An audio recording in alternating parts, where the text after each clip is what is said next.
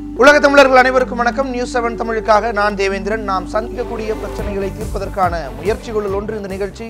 இது தீர்வு பாலம்.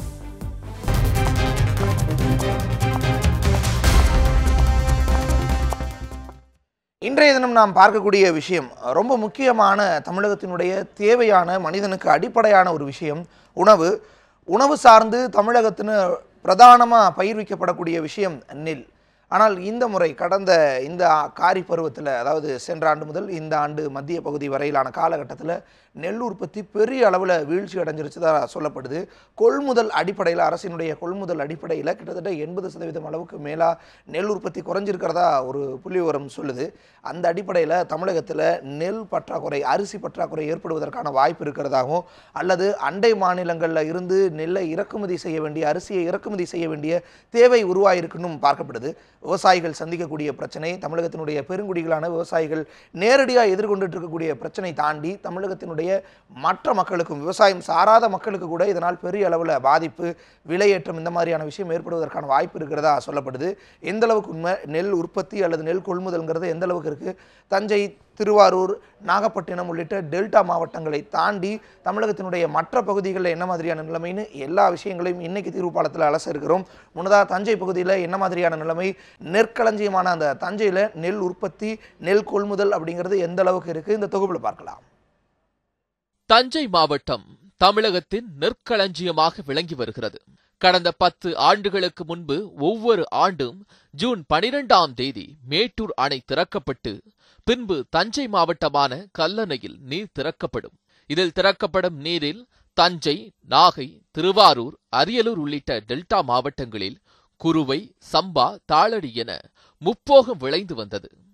பொதுவாகவே தஞ்சை உள்ளிட்ட டெல்டா மாவட்ட விவசாயிகள் பல பிரச்சனைகளை சந்தித்துதான் விவசாயம் செய்து வருகின்றனர்.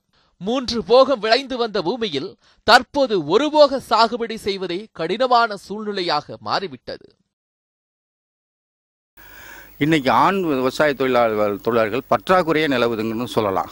ஏன்னு காரணம், இல்லை, இளைஞர்கள், இளம்பெண்கள் இந்த தொழிலே இல்லைங்கிற நிலைமை. காரணம் தொடர்ந்து வறட்சி, தண்ணீர் பற்றாக்குறை, காவிரி பிரச்சனை. இதனால் விவசாயத்துக்கு தொடர்ச்சியான சம்பா, அதாவது குருவைங்கிறது கிட்டத்தட்ட 5 வருஷம் ஆச்சு. இந்த வருஷம் குருவை இல்லைங்கிறது நிலைமை ஏற்பட்டு போச்சு. கடந்த 5 ஆண்டுகளாக குருவை பாதிக்கப்பட்ட நிலையில் தற்போது சம்பா சாகுபடி மட்டுமே செய்யப்பட்டு வருகிறது. நடப்பாண்டில் 2 லட்சம் ஏக்கர் பரப்பளவில் சாகுபடி செய்து வறட்சியால் முழு மகசூல் பெற முடியாமல் விவசாயிகள் பாதிக்கப்பட்டுள்ளனர். இந்த ஆண்டு கடன்களை வாங்கி விவசாயம் செய்த விவசாயிகள் வறட்சியால் பயிர்கள் காய்வதைக் கண்டு மடமுடைந்து தற்கொலையாலும் மாரடைப்பாலும் மாண்டனர். தற்கொலை சாவுகளை தடுக்கணும், விவசாயத்தை பாதுகாக்கணும்னா காவிரி தண்ணீர் ஒழுங்கா நம்மளுக்கு கிடைக்கணும்.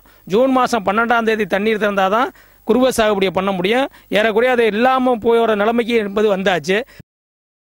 தஞ்சை மாவட்டத்தில் கடந்த 5 ஆண்டுகளுக்கு முன்பு 4 லட்சத்திற்கு மேல் விவசாய கூலி தொழிலாளிகள் இருந்ததாகவும், தற்போது 30% மட்டுமே இருப்பதாகவும், விவசாய கூலி தொழிலாளர்கள் மீது அரசு அக்கறை காட்டவில்லை என்றும், மீனவர்களுக்கு தடைகால நிவாரணம் வழங்குவது போல் விவசாய கூலி தொழிலாளர்களுக்கு நிவாரணம் வழங்கி அனைத்து விவசாயிகளின் கடன்களையும் ரத்து செய்து விவசாயத்தை காப்பாற்றினால் மட்டுமே நெல் உற்பத்தியை அதிகரித்து வரக்கூடிய காலத்தில் உணவு தட்டுப்பாட்டிலிருந்து மீள முடியும் என விவசாயிகள் தெரிவித்தனர்.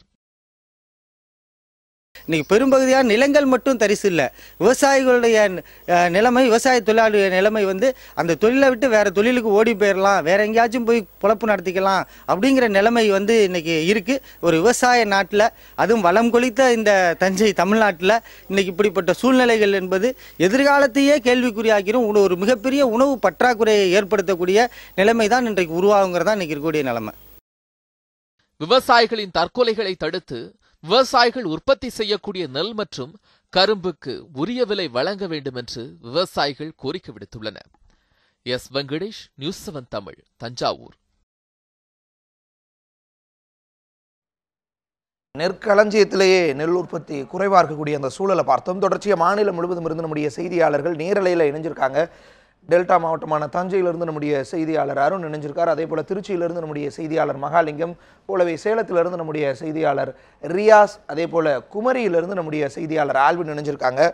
தஞ்சையிலிருந்து இணைந்திருக்கக்கூடிய அருண், தஞ்சையை பொறுத்தளவு ரொம்பவே நெல் உற்பத்தி பாதிக்கப்பட்டிருக்கு. அதற்காக விவசாயிகளினுடைய போராட்டம் கடந்த காலங்களில் நிகழ்ந்தவை எல்லாம் நம்ம அறிஞ்சிருக்கிறோம், செய்திகளில் தொடர்ச்சியாக பார்த்துட்டு இருக்கிறோம்.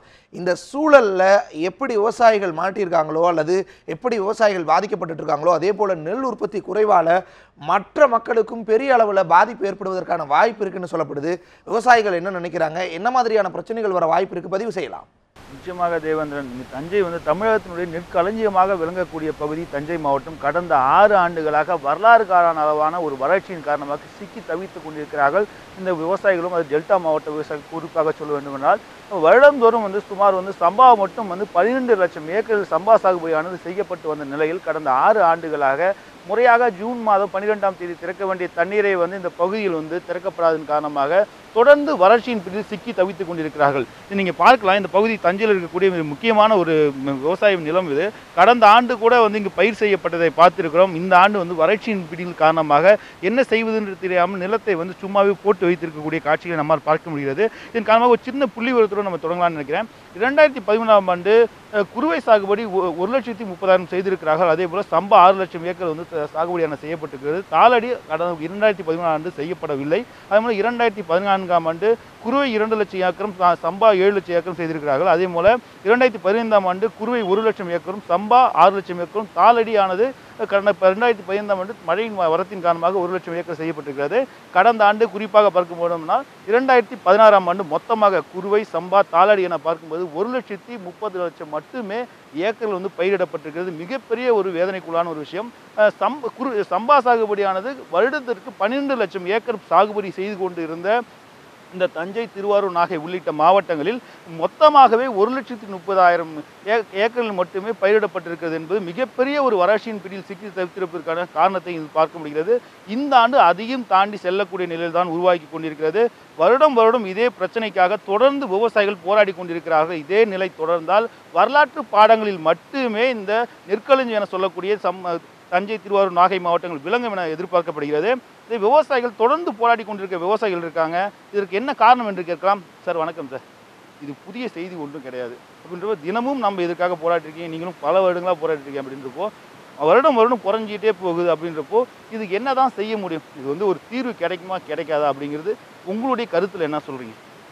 எங்களுக்கு காவிரி டெல்டா பகுதியில் காலால் தண்ணி திறந்து விட்ட பகுதி. நாங்கள் தஞ்சாவூர் பகுதி காலால் தண்ணி திறந்து விடுவோம். அந்த அளவுக்கு தண்ணி வரும். எங்கள் வீட்டு வாசலில் தண்ணியோட மீன் வீட்டு வாசலில் விளையாடும். அந்த அளவுக்கு தண்ணி நிறைஞ்சிருந்தது. இவங்க மேட்டூர் கர்நாடகத்தில் அவங்க அணை கட்ட ஆரம்பித்த பிற்பாடு காவிரி மேலாண்மை வாரியம் நாங்கள் அமைக்க சொல்லி கடந்த பல ஆண்டுகளாக போராட்டம் நடத்திக்கிட்டு இருக்கோம். இதில் எங்களுக்கு எந்த தீர்வும் கிடைக்கல. இது காவிரி மேலாண்மை வாரியம் அமைச்சு அந்த டேமில் எவ்வளோ தண்ணி இருக்கோ அதில் எங்களுக்கு ஒரு பங்கு வீதம் கொடுத்தா தான் நாங்கள் தீர்வு காண முடியும். கடந்த 2 வருஷமாக 20 அடிக்கு கீழே மேட்டூர் தண்ணி இதுவரையிலும் போனதே கிடையாது. இந்த ஆண்டு தான் இது மாதிரி 20 அடிக்கு கீழே போச்சு. எங்களுக்கு தஞ்சை மாவட்டம் நெல் களஞ்சியங்கிறோம். இப்போ நாங்கள் 6 வருஷத்தில் நாங்கள் பெரிய அளவில் கஷ்டப்பட்டு போச்சோம். இந்த ஆண்டு எங்களுக்கு நெல்லெல்லாம் அந்த இப்போ மியூசியத்தில் நெல்லை காமிக்கிறாங்கல்ல, அந்த மாதிரி காமிக்கிற சூழ்நிலை விவசாயிகளுக்கு வந்துருமோன்னு ஒரு பயம் இருக்குது. ஏன்னா நாங்கள் விவசாயம் செஞ்சு ஒரு 3-4 வருஷமாக ஆகிப்போச்சு. கொஞ்சம் தான் விவசாயம் பண்ணுறாங்க. போர் வச்சுருக்கவங்க குளத்துக்கரை ஓரம், ஆற்றுக்கரை ஓரம் தான். பாக்கியெல்லாம் விவசாயத்தை விட்டுட்டாங்க. எல்லாம் தரிசாக கிடக்கு. இது மத்திய அரசும் கண்டுக்கலை, மாநில அரசும் கண்டுக்கலை. கிட்டத்தட்ட 24 லட்சம் டன் நெல் உற்பத்தி ஆகிற டெல்டா பகுதி சென்ற ஆண்டு 1 லட்சம் டன்னு 1.5 லட்சம் டன்னுக்குள்ளே குறைஞ்சி போச்சு.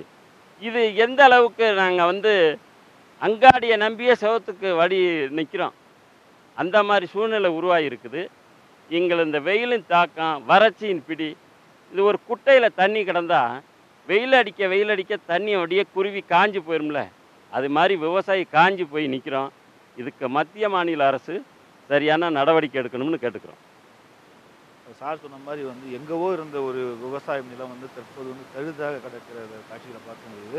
இங்கே யானை கட்டி போரிட்ட பகுதின்னு சொல்லக்கூடிய பகுதியில் இப்போது இந்த விவசாய நிலங்கள் இப்படி இருக்குது. அப்படின்றப்போ இதை சார்ந்து இருக்கக்கூடிய தொழிலாளர்கள் என்ன செய்கிறாங்க, அவங்க என்ன மாதிரி, அவங்களுடைய வாழ்க்கை எந்த மாதிரி இருக்குது? இப்போ நிலம் இருக்கிறவங்களே விற்றுக்கிட்டு நீங்கள் ஃப்ளாட் போட்டுட்டு இருக்கிறப்போ அதை நம்பி இந்த தொழிலாளர்கள் நிலை என்னவாக இருக்கிறது, அந்த தொழிலாளர்கள் பற்றி கொஞ்சம். காவிரியை நம்பி தமிழ்நாட்டில் 12 மாவட்டங்கள், ஒரு 30 லட்சம் விவசாய தொழிலாளர்கள். டெல்டாவில் மட்டும் 3 மாவட்டத்தில் 16 லட்சம் விவசாய தொழிலாளர்கள் வந்து காவிரியை நம்பி இருக்கிறாங்க. இப்போது கடந்த 5 வருஷமாக குறுவை இல்லை, இந்த வருஷமும் குறுவை இல்லை. இது இப்போ போன வருஷம் சம்பாவும் இல்லாமல் போச்சு. 1 ஏக்கர் சாகுபடி செஞ்சு நெல்லை அறுக்கணும்னா 50 விவசாய தொழிலாளர்கள் வேலை நாட்கள் தேவை. குறுவையில் மட்டும் 2 கோடி வேலை நாட்களை விவசாய தொழிலாளர்கள் இழக்கிறாங்க ஒவ்வொரு வருஷமும். அப்போ தொடர்ந்து விவசாய தொழிலாளர்கள் வேலை இல்லை என்பதனால இங்கே ஊரில் குடும்பம், அவங்களுடைய கல்வி, குழந்தைகளுடைய கல்வி, இப்போ அதே மாதிரி வைத்தியம், திருமணம், நல்லது கெட்டது எல்லாத்துக்கும் இந்த விவசாயத்தை நம்பி தான் இருக்காங்க. வேறு தொழிலே கிடையாது தஞ்சை மாவட்டத்தை டெல்டாவில். அப்போது இவங்க இப்போ என்ன நிலைமை வந்து போச்சுன்னா, குடும்பமாக பிழைப்பு தேடி வேறு மாவட்டங்களுக்கும் மாநிலங்களுக்கும் குடிபெயர்ந்த வண்ணமே இருக்கிறாங்க. அல்லது இளைஞர்கள், இளம்பெண்கள் 3000 2000க்கு நகரத்தில் உள்ள கடைகண்ணிகளுக்கு வேலைக்கு போகக்கூடிய நிலைமை. காரணம், இது தொடர்ச்சியான வேலை இல்லை. வருஷத்துக்கு 40 நாள் கூட இல்லை வேலை. 365 நாள் வேலை இருந்த நிலைமை போய் இன்றைக்கி 30-40 நாட்கள் கூட வேலை இல்லை, அதுவும் தொடர்ச்சி இல்லை என்ற நிலைமையில் விவசாய தொழிலாளர்கள் தான் மிக மோசமாக பாதிக்கப்பட்டிருக்காங்க. அரசு அதை பற்றி கவலைப்படவே இல்லை. தமிழ்நாடு அரசு விவசாய தொழிலாளிக்கு வந்து விவசாயத்தில் வேலை இல்லை, விவசாயிகளுக்காக குறைந்தபட்ச நிவாரணம் கொடுக்குறாங்க. அது வந்து ரொம்ப தேவையான போதுமான நிவாரணம் இல்லை. ஆனால் விவசாய தொழிலாளி 96 லட்சம் பேர் தமிழ்நாட்டில் ₹1 கூட அவர்கள் நிவாரணம் ஒவ்வொரு வருஷம் கொடுக்குறது 140 வருஷம் இல்லாத வறட்சிங்கிறான். இப்போ விவசாய தொழிலாளர்கள் என்ன சாகிறதா? இதை தவிர வழி இல்லை அவர்களுக்கு. இதே நிலை இந்த ஆண்டும் நீடித்தால் வந்து விவசாய தொழிலாளர்கள் தற்கொலை செய்து கொள்வதை தவிர வேறு வழி இல்லை என்ற நிலைமை தான் இன்றைக்கி டெல்டாவில்.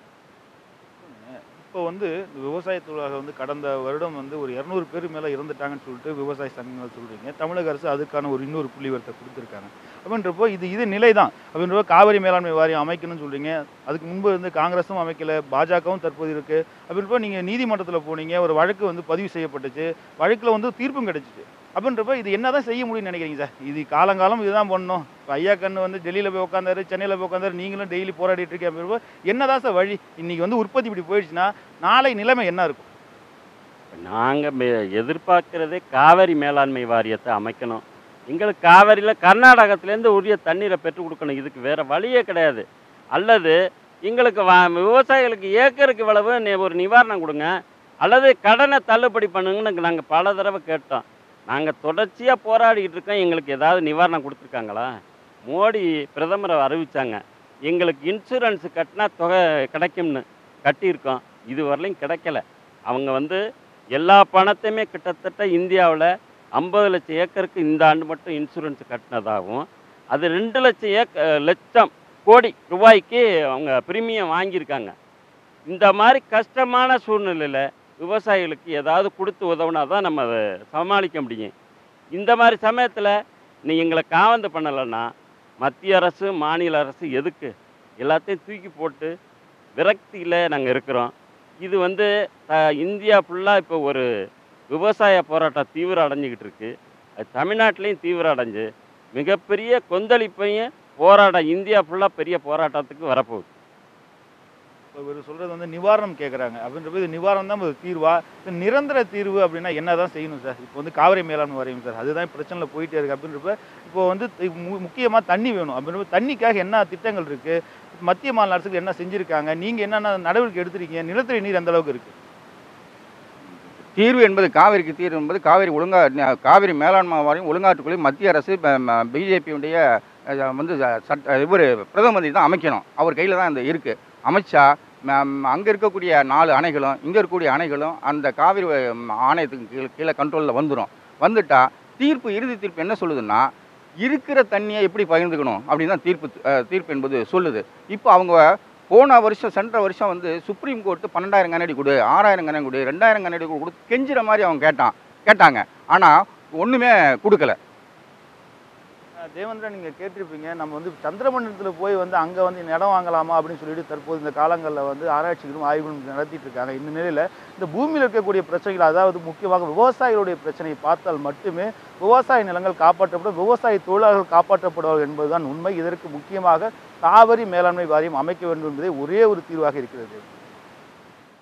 நிச்சயமா அருண், காவிரி மேலாண்மை வாரியம் அமைக்க வேண்டியதன் அவசியம், அதை தாண்டி டெல்டா பகுதியை பாதுகாக்க வேண்டியதன் உணவு உற்பத்தியை பெருக்க வேண்டியதன் அவசியம், இதெல்லாம் நமக்கு ரொம்ப முக்கியமான விஷயங்கள். இது குறித்த சீரிய சிந்தனையும் ஆழ்ந்த ஞானமும் பெற்றிருக்க வேண்டிய, அனுபவம் பெற்றிருக்க வேண்டிய அவசியமான ஒரு சூழல். அதை தாண்டி காவிரி பாயக்கூடிய மற்றொரு மாவட்டமான கரூர் பகுதியில் என்ன மாதிரியான நிலைமை, கரூர் மாவட்டத்தை பொறுத்தளவு நெல் உற்பத்தி எந்த அளவுக்கு இருந்துச்சு, இந்த காரி பருவத்தில் எந்த அளவுக்கு கொள்முதல் செய்யப்பட்டிருக்கு, என்ன மாதிரியான வீழ்ச்சியில் இருக்குது, இந்த தொகுப்பில் பார்க்கலாம். வாடிய பயிர்களை கண்ட போதெல்லாம் கண் கலங்கினேன். விவசாயம் குறித்து மேடைகளில் முழங்கப்பட்ட போதெல்லாம் நாம் அதிகம் கேட்ட சொற்றொடர் இது. அதே நேரம் கண்கலங்கி நிற்கும் விவசாயிகளுக்கு உயிரளிக்கும் வகையில்தான் விவசாய காப்பீட்டு திட்டம் கொண்டு வரப்பட்டது. ஆனால் காப்பீட்டு திட்டத்தில் போடப்படும் நிபந்தனைகள் இந்த திட்டம் விவசாயிகளுக்கு எந்த பயனும் இல்லை என்ற நிலையை மட்டுமே உருவாக்கி உள்ளதாக கூறுகின்றார் விவசாயி ராஜாராம். இன்சூரன்ஸ் கம்பெனி நமக்கு நஷ்டம் கொடுத்தா தான் இது லாபமே தவிர ஒரு பகுதி முழுக்கவே போகணும், ஒரு பிற்கா முழுக்கவே போகணும், கலாமிட்டி இருக்கணும்னு சொன்னால் அதனால் பிரயோஜனம் இல்லை. ஏன்னு கேட்டிங்கன்னா, இப்போ உதாரணம் பாருங்கள், 32 மாவட்டமும் இயற்கை பேரழிவால் அழிந்து விட்டது. தமிழ்நாடு அரசாங்கம் ஜீவோவே போட்டுடுது, ஆனால் இன்சூரன்ஸ் கம்பெனி கொடுக்கல. கடந்த ஆண்டு அக்டோபர் மற்றும் நவம்பர் மாதங்களில் கரூர் மாவட்டத்தில் நெல் சாகுபடியில் ஈடுபட்ட 2486 விவசாயிகள் பிரதமரின் பயிர் காப்பீட்டு திட்டத்தில் இணைந்திருந்தனர். இந்த திட்டத்தின்படி நெல் மகசூலில் 75% அளவிற்கு பயிர் சேதமடைந்திருந்தால் ஏக்கருக்கு 6250 ரூபாய் வீதம் தேசிய வேளாண் துறை காப்பீட்டு நிறுவனம் வழங்கும் என தெரிவிக்கப்பட்டிருந்தது. ஆனால் தற்போது வரை அந்த தொகையை பெற விவசாயிகள் நாள்தோறும் வேளாண் துறை அலுவலகத்திற்கு செல்ல வேண்டிய நிலை ஏற்பட்டுள்ளதாக விவசாயிகள் தெரிவிக்கின்றனர். ஏக்கருக்கு 375 ரூபாய்னு பிரதமர் திட்டத்தில் இன்னும் இது கட்டியிருக்கிறோங்க, இன்சூரன்ஸ் ப்ரீமியம் கட்டியிருக்கோம். இன்னும் எந்த விதமான பார்த்தாங்க, இன்னும் எந்த விதமான நடைமுறைக்கும் வரல. அது அந்த இன்சூரன்ஸ் இது கொடுத்தா ரொம்ப நல்லாயிருக்கும். கவர்மெண்ட் லேட் பண்ணிக்கிட்டே இருக்காங்க. அதை நாங்கள் ரொம்ப எதிர்பார்த்து இப்போ நானே ஒரு 4-6 விவசாயிகள் கட்டணும். இன்னும் அது எந்த இதுவும் இல்லாமல் இருக்குங்க. மழையால் ஏமாற்றப்பட்டுள்ள விவசாயிகளை மேலும் ஏமாற்றாமல் அவர்களுக்கு வழங்க வேண்டிய நிவாரணத் தொகையை வழங்க வேண்டும் என மக்கள் கோரிக்கை விடுத்துள்ளனர். சி. பார்த்திபன், நியூஸ் 7 தமிழ், கரூர்.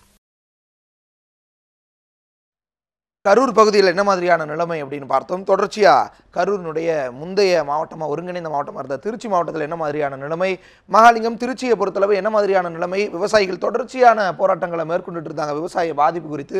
ஆனால் இன்னைக்கு நிலைமை நெல் உற்பத்தியை குறைஞ்சிருக்கு, இதனால் விலை ஏறுவதற்கான வாய்ப்பு இருக்குது, அல்லது மலிவான விலை அப்படிங்கிற ஒரு சூழல் இல்லாத ஒரு நிலை போகும் அப்படிங்கிற ஒரு அபாயமும் இருக்குது. எந்த அளவுக்கு திருச்சியை பொறுத்தளவு நெல் உற்பத்திங்கிறது குறைஞ்சிருக்கு, கொள்முதல்ங்கிறது குறைஞ்சிருக்கு, பதிவு செய்யலாம். வணக்கம் தேவேந்திரன். நாட்டின் முதுகெலும்பு என்று சொல்லக்கூடிய விவசாயம் தற்பொழுது அந்த முதுகெலும்பு ஒடிந்து வரக்கூடிய நிலையில் இருக்கிறது. விவசாயி சேற்றில் கால் வைத்தாதான் நாம் சோற்றில் கை வைக்க வேண்டும் என்ற போன்ற பழமொழிகள் நிறையாகவே இருக்கிறது. ஆனால் தற்பொழுது போதிய பருவமழை பொய்த்ததாலும் தற்போது நீர்நிலைகளில் தண்ணீர் இல்லாதனால் விவசாயமானது நலிவடைந்து கொண்டே வருகிறது. இந்த நிலையில் விவசாயத்தையும் விவசாயிகளையும் காப்பாற்ற வேண்டும் என விவசாயிகள் நாள்தோறும் போராடிதான் வருகின்றார்கள். இந்த நிலையில் இந்த பருவமழை தற்பொழுது கைவிட்டு விட்ட நிலையில் மேட்டூரிலிருந்து திறக்கப்படக்கூடிய தண்ணீரும் திறக்காததால் தற்பொழுது விவசாயம் குறுவை சம்பா சாகுபடிகள் முற்றிலும் பொய்த்து விட்டது. 3 போகம் விளைந்த விவசாயம் தற்போது ஒரு போகத்துக்கே வழி இல்லாமல் திண்டாடி வருகிறது. விளைநிலங்கள் எல்லாம் விளைநிலமாக மாறக்கூடிய சூழ்நிலையும் இருக்கிறது. இதனை கண்டு விவசாயிகள் விவசாயம் செய்ய முடியாமல் தற்கொலை செய்து கொள்ள முடிய ஒரு நிலையும் இருக்கிறது. இந்த வகையில் தற்பொழுது நெல் உற்பத்தி என்பது திருச்சியில் 3 லட்சத்துக்கும் மேற்பட்ட ஏக்கரில் நெல் உற்பத்தி பண்ணிக்கிட்ட நிலை தற்போது 1 லட்சம் ஏக்கர் கூட செய்ய முடியாத நிலை இருக்கிறது. ஏனென்றால் போதிய தண்ணீர் இல்லை, அதே போல அரசு தரப்பில் இருக்கக்கூடிய திட்டங்கள் எதுவும் முழுமையாக விவசாயிகளுக்கு போய் சேர்வதில்லை என்பதுதான் தற்பொழுது விவசாயிகள் நாள்தோறும் சந்திக்க வரக்கூடிய பிரச்சனைகள். அதே போல நெல் உற்பத்தி செய்ய முடியாமல் இருக்கக்கூடிய சூழ்நிலைகளை அவர்களுடைய விவசாயிகளுடைய பிரதிநிதிகளாக தற்போது விவசாய சங்கங்கள் அரசிடம் தெரிவிக்கின்றனர். பல்வேறு கோரிக்கைகளும் வைக்கின்றனர். அது நிறைவேற்றாமல் கிடப்பிலே தான் கிடப்பதாக விவசாய சங்கங்கள் குற்றம் சாட்டுகின்றனர். அந்த வகையில் திருச்சியை பொறுத்தளவுக்கு எந்த ஒரு ஆர்ப்பாட்டமாக இருந்தாலும் சரி, போராட்டமாக இருந்தாலும் சரி, திருச்சி தான் அதற்கு ஒரு வழிகாட்டியாக இருக்கிறது. அந்த வகையில் விவசாயிகளை பாதுகாக்க வேண்டும், விவசாயிகளுக்குரிய திட்டங்கள் முழுமையாக போய் சேர வேண்டும் என்பதை வலியுறுத்தி தான் தேவேந்திரன், தேசிய தென்னிந்திய நதிகள் இணைப்பு விவசாய சங்கத்தினர் தலைநகர் டெல்லியில் வந்து தங்கள் உயிரை துச்சமாக மதித்து வந்து தொடர்ந்து போராட்டம் நடத்தி வந்தனர். இப்போ தற்பொழுது இந்த விவசாயிகளுடைய இந்த நெல் உற்பத்தி குறைவாக்கான காரணம் என்பது குறித்து தேசிய தென்னிந்திய நதிகள் இணைப்பு சங்கத்தினுடைய மாநில தலைவர் ஐயாக்கணி இருக்கிறார், அவரிடம் கேட்கலாம். சார் வணக்கம். திருச்சி மாவட்டத்தில் எவ்வளோ பரப்பளவில் நெல் உற்பத்தி பண்ணப்பட்டது, இப்போ எந்த அளவுக்கு இருக்குது? வளமாக வாழ்ந்தோம், வறுமை இல்லாமல் வாழ்ந்தோம். இன்றைக்கு விவசாயி பிச்சைக்காரனோட மோசமாக போயிட்டோம். தண்ணியே கிடையாது. வருஷத்துக்கு 12 மாதமும் எங்கள் முசிறியெல்லாம் காவிரி தண்ணீர் கிடைத்தது. வாழை சாகுபடி செய்தோம், நெல் சாகுபடி செய்தோம், கரும்பு சாகுபடி செய்தோம், எல்லா சாகுபடியும் செஞ்சோம். நாங்கள் செய்யாத இதே இல்லை, செய்யாத சாகுபடியே இல்லை. அவ்வளவு செஞ்சோம். இன்றைக்கு எங்களுக்கு வந்து கடந்த 4-5 ஆண்டுகளாக வாழை பூரா சுத்தமாகவே ஒன்றும் இல்லாமல் போயிடுச்சு. கரும்பே சாகுபடி பண்ண முடியல. நெல்லும் கொஞ்சம் பண்ணணும், 3 மாதம் 4 மாதம் தண்ணி வந்து இந்த வருஷம் அதுவும் சுத்தமாக இல்லாமல் போயிடுச்சு. காவிரியினுடைய தண்ணீரை கொண்டு 29 லட்சம் ஏக்கர் சாகுபடி பண்ணோம் காவிரி தண்ணீரை வச்சு. இன்றைக்கு காவிரி தண்ணீர் மூலமாக 1 ஏக்கர் கூட சாகுபடி இல்லை. ஏன்னா போர் போட்டு கேணி வச்சு அந்த போரில் இருக்க தண்ணி எடுத்து தான் ஒரு 2 லட்சம் 3 லட்சம் பண்ணியிருக்காங்களே ஒழிஞ்சு, காவிரி தண்ணீரை வைத்து ஒரே ஒரு செண்டு கூட சாகுபடி பண்ணி அறுக்க முடியல. இன்றைக்கி 1 ஏக்கர் கூட அறுக்க முடியாத காரணம் என்ன? தண்ணி விடலை. தண்ணி விடாத காரணம் என்ன? காவிரியில் வந்து கர்நாடகாவில் உற்பத்தி ஆகுது, வருது தண்ணியை. அந்த தண்ணியை பிரிச்சுக்கணும். காவிரி நடுவர் மன்றம் அமைக்கப்பட்டது. நடுவர் மன்றம் தீர்ப்பு சொல்லிவிட்டது. 192 டிஎம்சியை மாதம் பிரித்து கொடுன்னு சொல்லிருச்சு. ஆனால் கர்நாடகா தர மறுக்கிறது. உச்சநீதிமன்றம் கூட 7 முறை சொல்லிருச்சு, ஐயா தண்ணியை திறந்து விடு, தண்ணியை திறந்து விடுன்னு. உச்சநீதிமன்றம் சொல்லி அதை செய்யலைன்னா நடவடிக்கை எடுக்க வேண்டியது மத்திய அரசினுடைய கடமை. மத்தியிலே ஆளுகின்ற ஆட்சி அதை பற்றி கண்டுக்கவே இல்லை. ஏன்னா இப்போ வந்து விவசாயியை பற்றி யாருக்கும் கவலையே கிடையாது. என்ன நினைக்கிறாங்க? ஓட்டு வாங்கணும், ஜெயிப்போமா இங்கே தமிழ்நாட்டில், அப்போ தண்ணி கொடுப்போம். இல்லை ஜெயிக்க முடியாதா, இங்கே நமக்கு வலு இல்லையா, கர்நாடகா தான் ஜெயிக்கணும், கர்நாடகத்துக்கு தண்ணி கொடுப்போம். சார் 360 அரசியலமைப்பு சட்டம் என்ன சொல்லுது? ஒரு மாநில அரசு உச்சநீதிமன்ற உத்தரவை நிறைவேற்றவில்லை என்றால் நடவடிக்கை எடுத்து அந்த மாநில அரசை கலைக்க வேண்டும், 356 பயன்படுத்தின்னு சொல்லுதே ஐயா. ஆனால் மத்திய அரசு கேட்கவே மாட்டேங்குதே. தமிழ்நாட்டில் அழிஞ்சு போயிட்டோமே, ஆயிரக்கணக்கான லட்சக்கணக்கான ஏக்கர் காஞ்சி போச்சே. 1 கோடி ஏக்கரில் பண்ண இந்த பயிரெலாம் தண்ணி இல்லாமல் காஞ்சி போச்சுங்க தமிழ்நாட்டில். மாநில சர்க்கார் 21,708 கோடி வறட்சி நிவாரணம் கேட்டுச்சு, காஞ்ச பயிர்களுக்கு நஷ்டஈடு கேட்டுச்ச. மத்திய சர்க்கார் 1 ரூபா தரல சார், ஒரே 1 ரூபா முழுசாக தரல சார். நாங்கள் என்ன பண்ண முடியும்? அவ்வளவு நெல் பயிரும் காஞ்சி போச்சு தண்ணி இல்லாமல். ஆனால் இடுபொருள் மானியம் அடுத்த வருஷம் சாகுபடி பண்ணுறதுக்கு ஒரு 1,740 கோடியை கொடுத்துட்டு அடுத்த வருஷம் நெல் வாங்கிக்கோங்க, அடுத்த வருஷம் உரம் வாங்கிக்கோங்க, அடுத்த வருஷம் உழவு. இப்போ நான் வாங்கின கடனுக்கு என்ன பதில் சொல்கிறது? எனக்கு நஷ்டஈடு தரணுமா இல்லையா? ஏக்கருக்கு 25,000 30,000 தரணுமா இல்லையா? ஒரே ஒரு பைசா தர மறுக்கிறது. அதனால தான் சார் நெல்லே இல்லாமல் போயிடுச்சு. நெல் விளையவே சாகுபடி பண்ண முடிய போயிடுச்சு. அப்படி போயிட்டா கூட வெளிநாட்டிலேருந்து இறக்குமதி பண்ணலான்னு நினைக்கிறாங்க. இறக்குமதி பண்ணி பிளாஸ்டிக் அரிசி, பிளாஸ்டிக் சர்க்கரை, பிளாஸ்டிக் காய்கறிகள் எல்லாம் வந்து தமிழக விவசாயிகள், தமிழக பொதுமக்கள் தின்னு வியாதி வந்து மூளை கெட்டு போய் அழியணும்னு நினைக்கிறாங்க சார். கார்பரேட் கம்பெனிக்கு 3 லட்சம் கோடி தள்ளுபடி பண்ணி கொடுத்தாங்க சார். இந்த விவசாயிக்கு ஒரு 6,000 தள்ளுபடி என்ன சார் கொடுக்க மாட்டேங்கிறாங்க சார். இப்படி இருந்தும் இந்த நெல் உற்பத்தி செய்கிறதுக்கு அந்த அரசு வந்து மானிய விலையில் வந்து உரம் தர்றாங்க. அதே போல் வந்து காப்பீடு திட்டம்லாம் இருக்குது. இதனாலையும் உங்களுக்கு வந்து விவசாயம் பண்ண முடியும் ஐயா. காப்பீடு திட்டம் என்ன? ஒருத்தர் ஸ்கூட்டரில் போகிறாரு, அடிபட்டுருது அந்த ஸ்கூட்டருக்கு நஷ்டஈடு உண்டு. அந்த ஊரில் இருக்க எல்லா ஸ்கூட்டரும் அழிஞ்சாதான் தருவேன்னு சொல்லுவாங்க காப்பீடு. அந்த காப்பீடு ஒரு ஸ்கூட்டரில் போகிற அடிபட்டுறாரு, ஒரு காயம், அவருக்கு நஷ்டஈடு உண்டு, காப்பீடு உண்டு. ஆனால் என் விவசாயி முந்தியெல்லாம் இப்போ 20 வருஷத்துக்கு மேலே தாலுக்காவே அழியணும், அப்போ தான் உண்டு. தாலுக்காவில் 30% அழியணும், அப்புறம் ஒன்றியம் பூரா அழியணும், அதில் 30% அழியணும், அப்புறம் பிற்கா அழியணும். இப்போ ஒரு கிராமம் பூரா அழிஞ்சாதான் சார். எங்கள் ஊரில் 4,000 ஏக்கர் இருக்குது சார். ஒரு ஓரத்தில் 1000 ஏக்கர் தென்புறத்தில் இருக்க சூறாவளி அடித்து வாழை 1000 ஏக்கர் அழிஞ்சு போச்சு சார். அழிஞ்சு போச்சுன்னா 3,000 ஏக்கர் நல்லா இருக்குல்ல, உனக்கு கிடையாது. நான் எதுக்கு என்கிட்ட பணம் வாங்குற?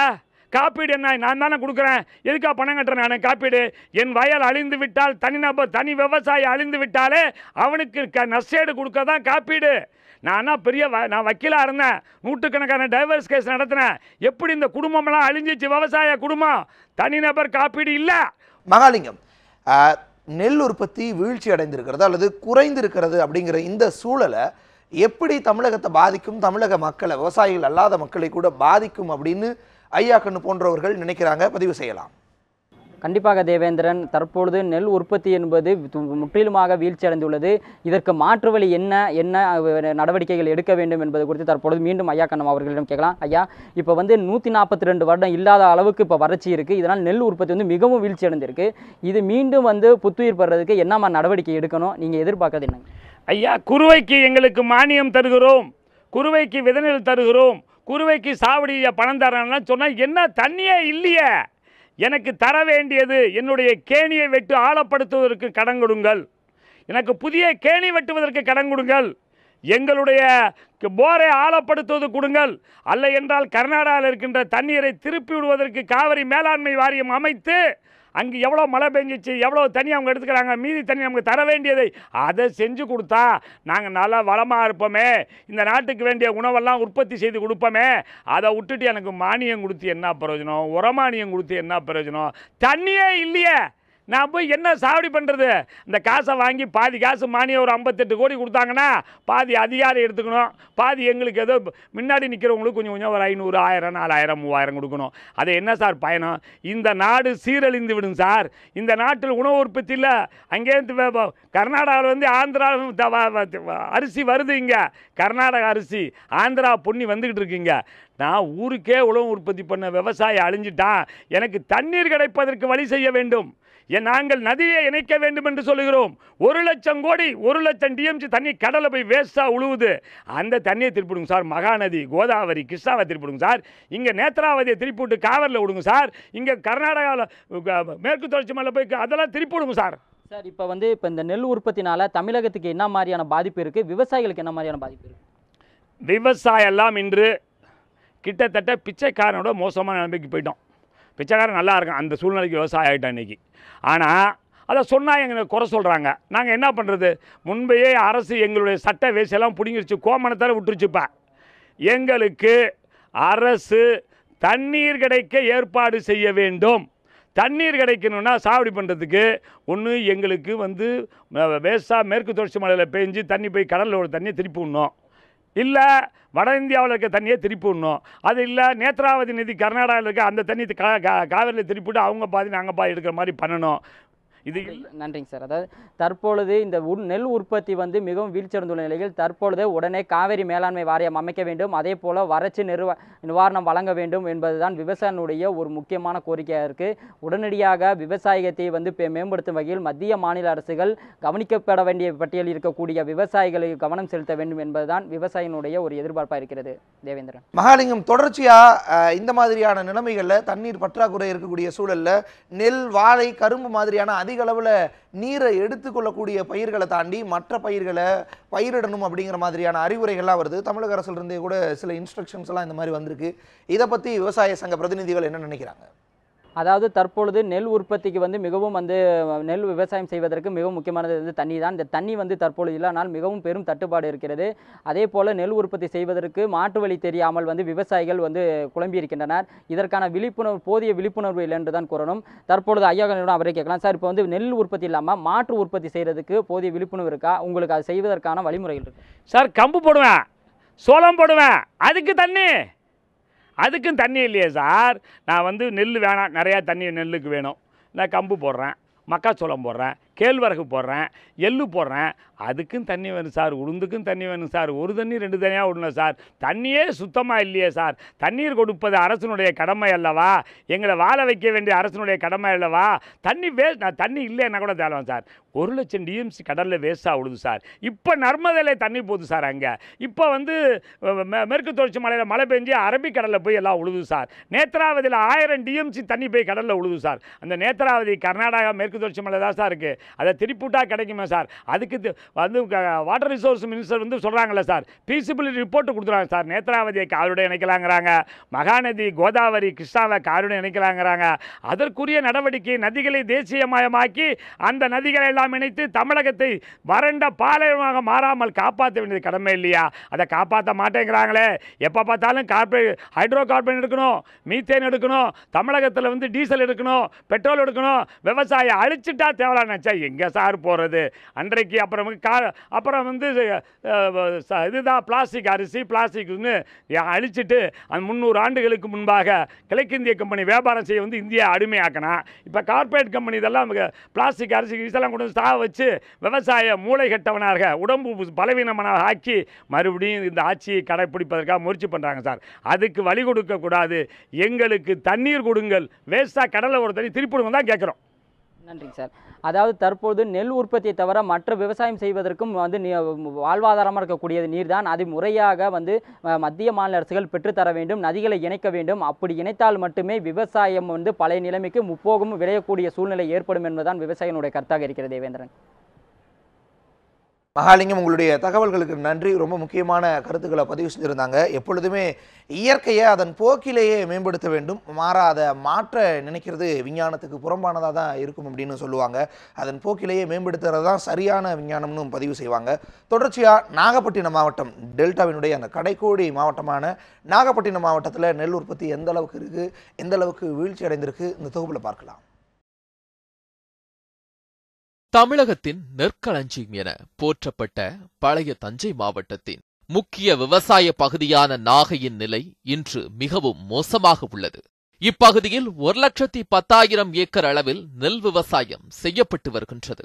ஆனால் தொடர்ந்து 6வது ஆண்டாக மேட்டூர் அணையில் நீர் இல்லாததால் குறுவை சாகுபடியை மேற்கொள்ள முடியாமல் விவசாயிகள் பரிதவித்து வருகின்றனர். தண்ணி வராதனால 100 நாள் வேலையும் சரியாக கிடைக்கல. இப்போ அவங்களுக்கு ஒரு மாற்று வேலை, எந்த வேலை கொடுக்குறது? இல்லைன்னா அரசாங்கத்து மூலமாக ஒரு குடும்பத்துக்கு ஒரு மாதம் ஒன்றுக்கு ஒரு 10,000 ரூபா வச்சா விட 3-4 மாதம் வேலை எல்லாம் இருக்காங்க இந்த ஆண்டில் பொறுத்த அளவில். அதனால் விவசாய தொழிலாளருக்கு ஒரு குடும்பத்துக்கு குறைந்தது ஒரு 15,000 ரூபா இந்த காலகட்டத்தில் அரசு, மாநில மத்திய அரசு உடனடியாக கொடுப்பதற்கு உதவி செய்யணும்.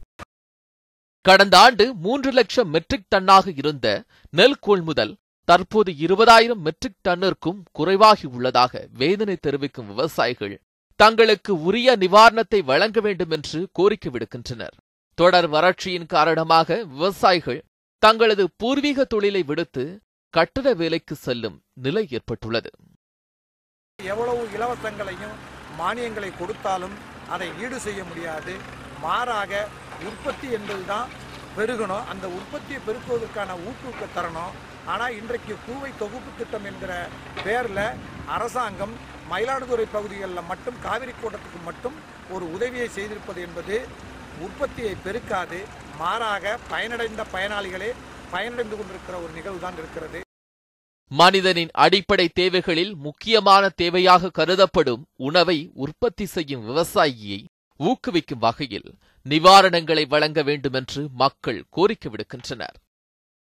பார்த்தீபன், நியூஸ் 7 தமிழ், நாகப்பட்டினம். டெல்டா பகுதியில் தான் இந்த மாதிரியான நிலைமை. தொடர்ச்சியாக காவிரி நீர் வராதது, இந்த மாதிரி பல்வேறு பிரச்சனைகள் இருக்குது. சரி, தமிழகத்தினுடைய மற்ற பகுதிகளிலும் நெல் உற்பத்தி, நெல் விவசாயம் அப்படிங்கிறது நடந்துட்டு இருக்கு. குறிப்பாக கொங்கு மண்டல பகுதியில், தென் தமிழகத்தினுடைய பல பகுதிகளில் நெல் உற்பத்தி நடந்துட்டு இருக்கு. அங்கெல்லாம் என்ன மாதிரியான நிலைமை? இந்த பகுதியை காட்டிலும் அந்த பகுதியினுடைய அந்த நெல் உற்பத்திங்கிறது அதிகரித்திருக்கா, அல்லது அது தமிழகத்தினுடைய உணவு தேவையை, நெல் தேவையை, அரிசி தேவையை பூர்த்தி செய்கிற வகையில் இருக்கா? தொடர்ச்சியாக அங்கு பயணிக்கலாம். கன்னியாகுமரியிலிருந்து நம்முடைய செய்தியாளர் ஆல்வின் இணைஞ்சிருக்கார். ஆல்வின், கன்னியாகுமரியை பொறுத்தளவு அது தென் தமிழகத்தினுடைய ஒரு டெல்டானே சொல்லலாம். அதிகமான ஆறுகள் ஓடுது, பசுமையான ஒரு பகுதி. அங்கு நெல் உற்பத்தி, நெல் விளைச்சல் அப்படிங்கிறது எந்த அளவுக்கு இருக்குது? போதிய அளவில் நெல் விளைச்சல் அப்படிங்கிறது கன்னியாகுமரியிலேயாவது இருக்கா? பதிவு செய்யலாம். வணக்கம் தேவேந்திரன். அதாவது தற்போது நாம் கன்னியாகுமரி மாவட்டத்தில் இருந்து கொண்டிருக்கிறோம். மாம்பழ ஆறு அப்படிங்கிற அந்த அணை பகுதியில் இருக்கக்கூடிய விவசாய நிலங்களில் நம்ம பயணிச்சுட்டு இருக்கிறோம். குறிப்பாக இந்த பகுதியில் தற்போது தென்மேற்கு பருவமழை அப்படின்னு தொடங்கி இருக்குது. இந்த தென்மேற்கு பருவமழை துவங்கக்கூடிய இந்த காலத்தில் தான் இவங்க வந்து குறுவை சாகுபடி, சம்பா சாகுபடியை வந்து செய்வாங்க. அப்படி சம்பா சாகுபடி இந்த இடங்களில் வந்து செய்யப்பட்டிருக்கிறத நம்மளால் இந்த பகுதிகளில் கண்கூடாக பார்க்க முடிகிறது. ஆனால் போதிய அளவு இந்த திருப்பும் வந்து இந்த தென்மேற்கு பருவமழை அப்படிங்கிறது கண்ணாம்பூச்சி காட்டக்கூடிய ஒரு நிலையில தான் இந்த பகுதியில் இருந்துகிட்டு இருக்கு. நீர் அப்படிங்கிறது, அதாவது நன்சை பயிரான நெல்லுக்கு வந்து அதிக அளவில் நீர் வந்து தேவை. அதே போன்று இந்த பகுதிகளை நம்ம பார்க்கின்ற போது நெல்லை அதிக அளவில் பயிரிட்டு இருக்கிறாங்க. அதே போன்று வாழைகளையும் அதிக அளவில் நன்சை பயிர்களாக இருக்கக்கூடிய இந்த ரெண்டையும் தான் அதிக அளவில் பயிரிட்டு இருக்கிறாங்க. இதுக்கெல்லாம் அதிகமான தண்ணீர் வந்து தேவை. ஆனால் இந்த முறை வந்து மழை வந்து போதிய அளவில் இல்லாததனுடைய காரணமாக தற்போது நீங்கள் நேரலையிலே பார்க்கலாம். அதாவது இந்த இடத்துல வந்து சம்பா சாகுபடி வந்து செஞ்சிருக்கிறாங்க. ஆனால் அது வந்து முற்றிலும் அந்த வயல்வெளிகள் அனைத்துமே நெல் நட்டிருக்கக்கூடிய வயல்கள் அனைத்துமே வெடித்து காணக்கூடிய ஒரு நிலையில வந்து இருந்துகிட்டு இருக்கக்கூடிய ஒரு சூழ்நிலையை இந்த இடத்துல வந்து நம்மளால கண்கூடாக பார்க்க முடிகிறது. கடந்த ஆண்டுகளை ஒப்பிடும்போது கன்னியாகுமரி மாவட்டத்தை பொறுத்தவரையில் இந்த ஆண்டு இங்கு வந்து நெல்லினுடைய உற்பத்தி வந்து கடந்த 2 ஆண்டுகளாக வெகு அளவில் குறைந்திருப்பதாக விவசாயிகள் வந்து கருத்து தெரிவிச்சிருக்கிறாங்க. முந்தைய காலங்களில் அதிக அளவிலான நெற்கள் வந்து காலத்திற்கு ஏற்ற நெல் வகைகளை வந்து விவசாயிகள் வந்து பயிரிட்டதா வந்து ஒரு கருத்தை வந்து முன்வைக்கிறாங்க. அப்படி நம்மளோடு நிறைய விவசாயிகள் இணைஞ்சிருக்கிறாங்க. அவங்களோடு கூட இப்போது நம்ம பேசலாம். ஐயா வணக்கம். இப்போ வந்து நீங்க என்ன மாதிரி, அதாவது 2 வகையில் இந்த கன்னியாகுமரி மாவட்டம் மற்ற மாவட்டங்கள்ல இருந்து 2 வகையில வந்து இந்த நெல்லெல்லாம் வந்து பயிரிடுறீங்க. என்னென்ன வகைகளில் வந்து இந்த நெல் வந்து நீங்க பயிரிடுறீங்க? முன்னால் வந்து குருவா, மொட்டை குருவா, பனங்குருவா இப்படிയുള്ള நெல்லுகள் இருந்து, கன்னிப்பூவில் வந்து செங்கல்பட்டு, தட்டாரவுள்ள, கொச்சிச்சம்பா. இந்த கொச்சிச்சம்பா இளநெல் அதெல்லாம் ஒரு 90-95 நாளில் விளையக்கூடியது. நிச்சயமாக. இப்போ வந்து உங்களுக்கு வந்து என்ன, இப்போ பெரிய அளவில் வந்து தண்ணி தட்டுப்பாடு அப்படிங்கிறது இருக்குது. இந்த தண்ணி தட்டுப்பாடு, அது இந்த நீர் மேலாண்மை குறித்து உங்களுக்கு வந்து இங்கே இருக்கக்கூடிய வேளாண் அதிகாரிகள் வந்து உங்களுக்கு உரிய விளக்கங்கள்லாம் தந்திருக்கிறாங்களா? எப்படி? சரியான விளக்கம் தரல. சில டைமில் கூட்டம் போட்டு ஒரு பண்ணை மாதிரி வச்சு கூட்டம் போட்டு சொல்லி தருவாங்க. அது எப்பவும் சொல்லி தர இல்லை.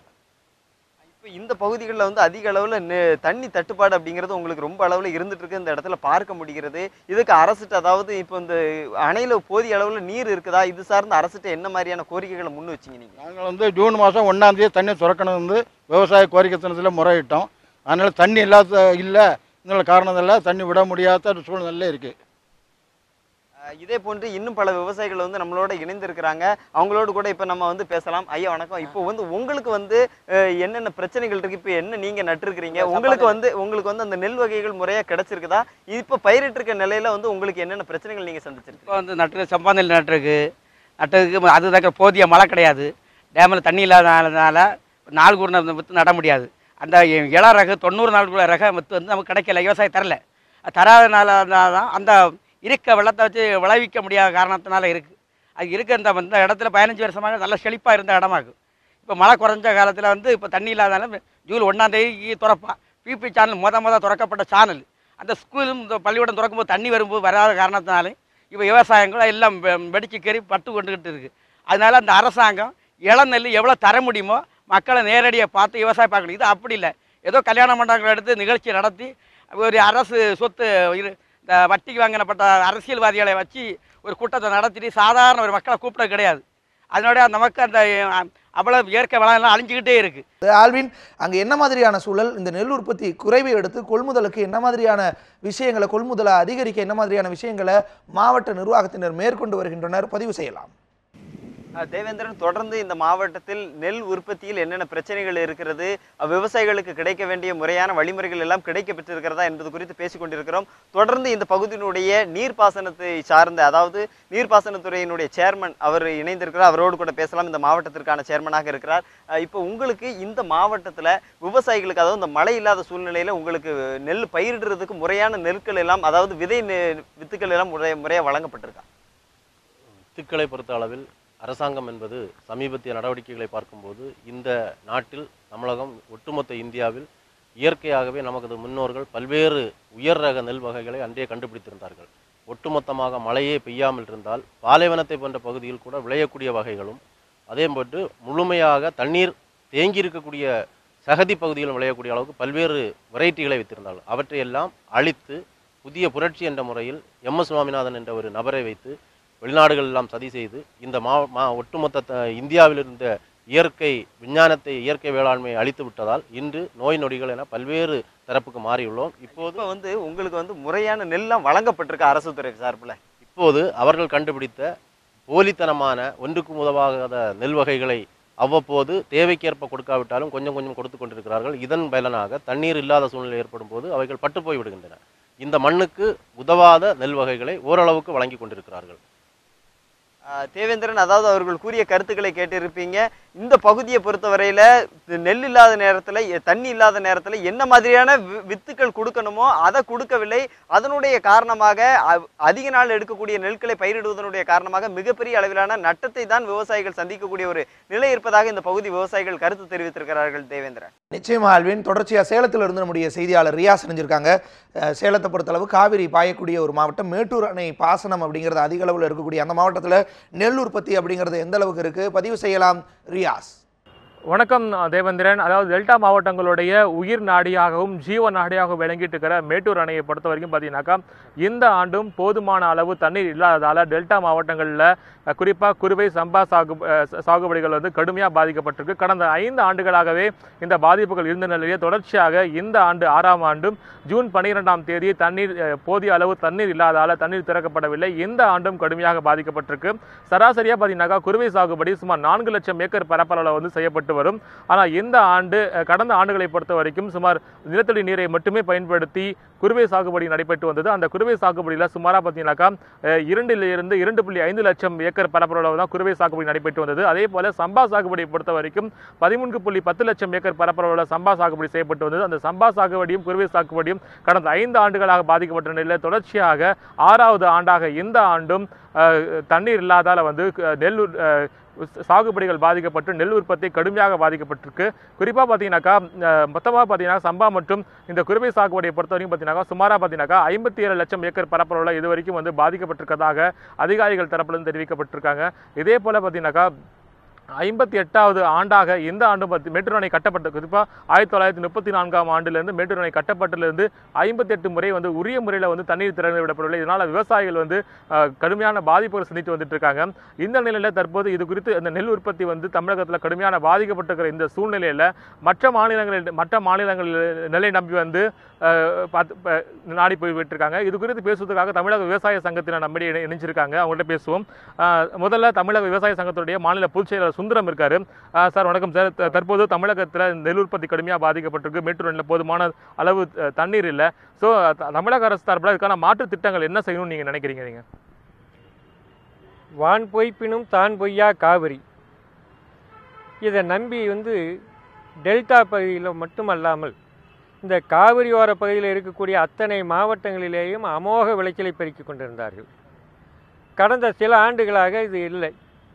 இதற்கு என்ன காரணம்? ஆண்டுக்கு ஆண்டு தண்ணீர் குறைந்து கொண்டே இருக்கின்றது. இதை எப்படி சரி செய்வது என்று மத்திய அரசாக இருந்தாலும் சரி அல்லது மாநில அரசாக இருந்தாலும் சரி சரியான நடவடிக்கையில் இறங்க வேண்டும். மத்திய அரசு மாநில அரசையும் மாநில அரசு மத்திய அரசையும் சொல்லிக் கொண்டிருக்கின்ற காரணத்தால் ஒட்டுமொத்த தமிழ்நாட்டு மக்கள் பாதிக்கப்படுகின்றார்கள். மக்கள் பாதிப்பு அடைவது மட்டும் அல்ல, இந்த சாகுபடியை நம்பி இருக்கக்கூடிய விவசாய தொழிலில் இருக்கக்கூடிய விவசாயிகள் ஒட்டுமொத்தமாக பாதித்து கொண்டிருக்கின்றார்கள்.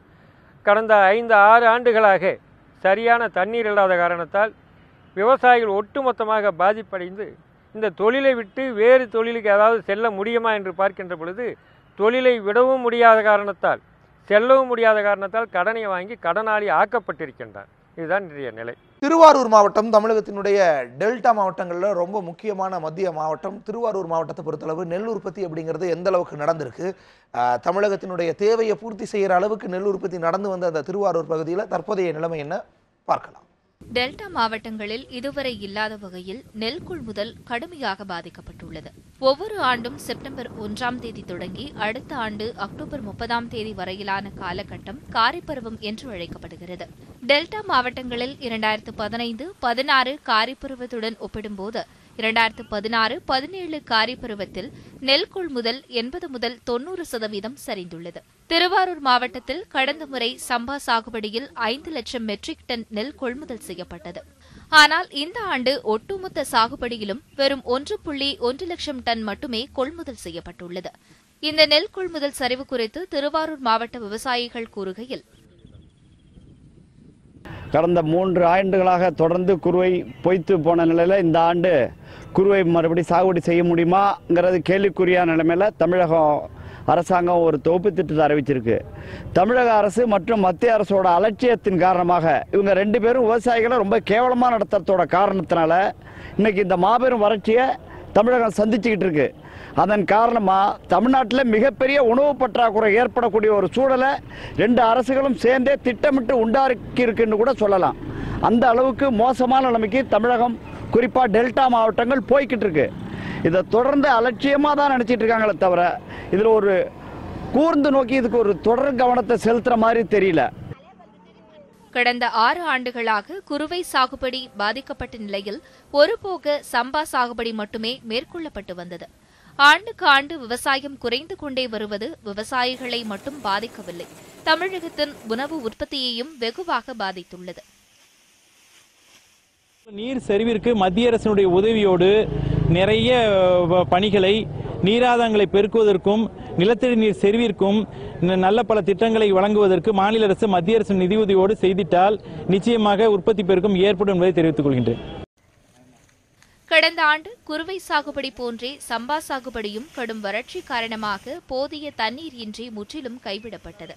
இதே நிலை தொடர்ந்து நீடித்தால் தமிழகத்தில் கடுமையான உணவு தட்டுப்பாடு ஏற்பட்டு அரிசியின் விலை கிலோ ஒன்றுக்கு 10 ரூபாய் முதல் 20 ரூபாய் வரை அதிகரிக்கும் வாய்ப்பு உள்ளது என்று விவசாயிகள் எச்சரிக்கின்றனர். இது வருங்காலங்களில் அரிசி விலை உயர்வதற்கான வாய்ப்பு கடுமையாக இருக்குது. அப்போ பொதுமக்கள் பெரிய அளவில் பாதிக்கப்படுவாங்க. இதை தமிழக அரசு கவனத்தில் எடுத்துக்கணும்.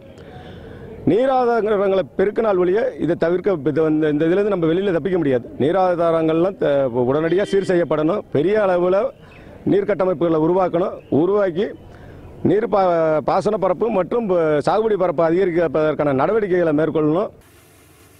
தமிழக அரசு விவசாயத்திற்காக தொலைநோக்கு திட்டங்களை செயல்படுத்த வேண்டும்.